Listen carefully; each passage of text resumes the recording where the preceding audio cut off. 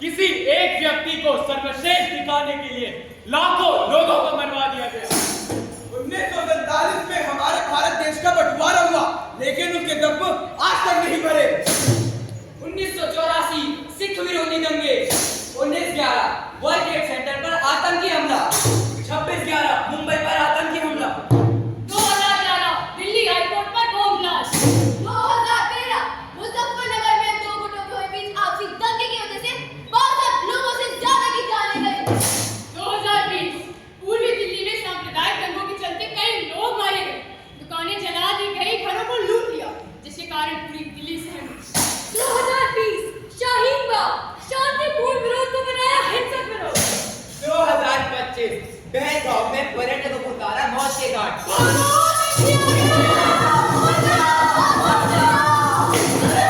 तुम हिंदू हो क्या? हाँ। वो एक बात जाके बता देना भारत में।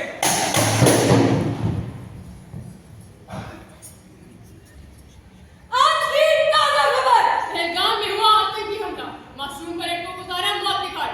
पूछता है भारत आखिर क्यों? सिर्फ इसलिए कि उन आतंकियों का विश्वास हमारे विश्वास से अलग था। देश तेरे संसार में क्यों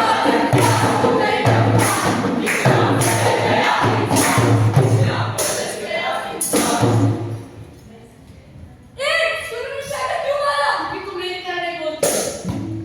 ये जमीन तेरी नहीं है। हो क्या मेरे?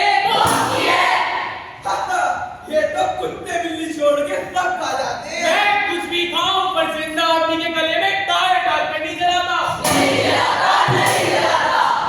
किसी ने कहा शूद्र तो किसी ने कहा ऊंची जाति, किसी ने कहा लंबी नाक तो किसी ने कहा छोटा कद। भाषा, रंग और रंग का ये द्वंद्व। सेकेंड वर्ल्ड वॉर में लाखों लोग मारे गए। उन गैस चेंबर्स में हजारों ने अपना दम तोड़ा सिर्फ इसलिए कि उस एक ने अपना विश्वास उन सब के ऊपर रखा। देश का विभाजन हुआ, हम रिफ्यूजी बन गए, हमें अपनी ही भूमि छोड़कर भागना पड़ा और नई जिंदगी की शुरुआत करनी पड़ी। एक रात वो मेरे घर में घुस गए, मेरे पति और मेरे भाई को घसीट कर ले गए। फिर सड़क पर ले जाकर उन्हें मैं क्यों डाला और जला दिया। क्या गुनाह किया था उन्होंने? क्या गलती थी उनकी कि उनके विश्वास हमारे विश्वास से अलग थे?